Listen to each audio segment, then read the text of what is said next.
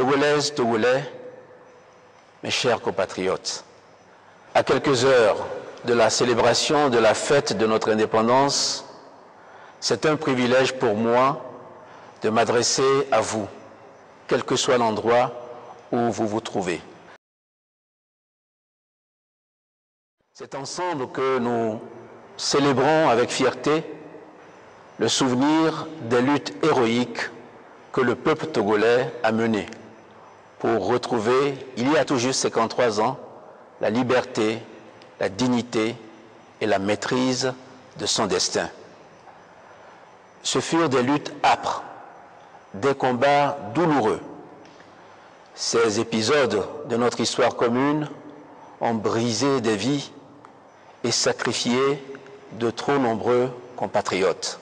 Il me tient à cœur de saisir ce moment unique de communion nationale pour renouveler l'hommage que nous devons rendre sans nous lasser et sans aucune réserve aux combattants de la liberté, à toutes ces Togolaises et à tous ces Togolais, célèbres ou anonymes, qui ont tout donné pour que la nation togolaise émerge des ténèbres de l'histoire et assume son destin. À travers l'hommage au président Sylvanus Olympio, c'est la foi républicaine et l'engagement des patriotes de tous les temps et de tous les bords que nous saluons. Je rends hommage à toutes ces Togolaises et à tous ces Togolais de bonne volonté qui ont œuvré et œuvrent encore avec passion et conviction pour que nous puissions transcender les contingences de l'histoire et les hasards de la géographie pour bâtir un destin commun fondé sur des valeurs partagées. Rien, absolument rien ne peut justifier les incendies criminels qui ont détruit les marchés de Kara et de Lomé. Aucun agenda politique, non.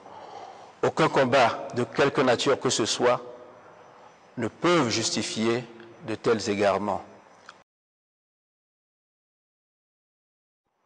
Je voudrais saisir l'occasion qui m'est offerte ce jour pour condamner fermement l'acte inconsidéré qui a coûté la vie au jeune Anselme Guyano Sinandar, précocement arraché à notre affection durant les récents événements. Je m'incline devant sa mémoire et réitère à la famille éplorée ma peine profonde et toute ma compassion, ainsi que les sincères condoléances du gouvernement. À l'heure actuelle, notre pays ne peut plus se payer chaque année le luxe d'une crise sociale majeure. Nous ne le pouvons pas, aucun pays ne le peut.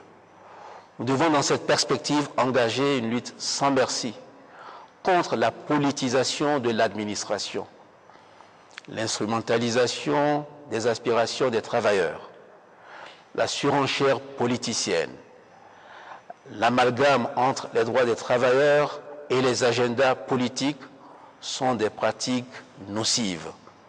Nous devons leur tourner résolument le dos, car elles desservent notre pays, elles détruisent notre État.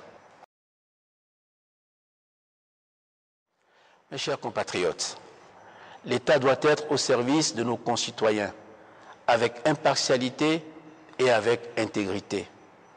Nous devons donc continuer à traquer dans les administrations publiques ou privées le phénomène des surfacturations, des fausses factures et autres formes de prévarication. Ces pratiques alourdissent indûment les charges de l'État au profit de quelques individus. Elles le privent des précieuses ressources dont il a tant besoin pour la mise en œuvre de nos projets de développement économique et social. Nous devons donc continuer à combattre avec énergie les abus et les prodigalités qui grèvent durement les ressources de notre pays.